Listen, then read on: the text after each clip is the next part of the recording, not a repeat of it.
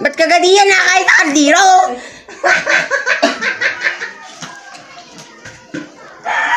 Na, sabi ka ng nanay, pag gantong papasko, ay effective yung pagkain din sa kaldero, ba't ninervyos? Ako ganito talagang ngayon papasok na Disyembre, ang uno pa lamang, nangangatog ng aking tuhod. Ay Disyembre magpapasko. Alam mo naman ang mga inaanak, ali din nila nervyos, kung tayo na nervyos, ali mo pagkain din sa kaldero. Bibigyan ko naman sila ng mga regalo.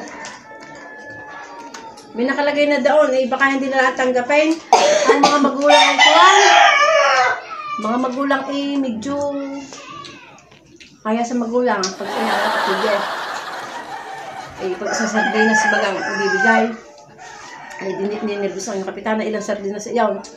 20 sardinas na tigba 20 sa ice, 260. Ako ko yung 250 yung kapitana. Kahit pa sabihin na, na 260 na, wala. Isa pa naman, ito wala naman walang 260 yung kapitana. Kung halimbawa kaya nabigay ko ay 20. Hindi na din kundi sa uso, 20. Mumurahin lang tayo ng mga ina. 20, kumari kapitana, 20. Alright, pag naubos ko din yung pagkain ko, kaya tuwing pagkakain lagi din sa kaldero, mawawala ang aking nervous at baka ako ay pagbigay din ng magandang sa mga inaanak. Sa akin mga inaanak, shoutout sa inyo. Ang inyong ninang ay wala sa amin. Sa Pasko, magtatago. Nasa SM. Wow! Lagi naman nasa SM yung ninang. Okay?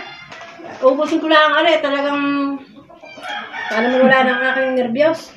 Ako nervyos talaga Ay, okay. Merry Christmas sa inyo mga inaanak. Babalutin ko na ang aking regalo sa inyo. Sige.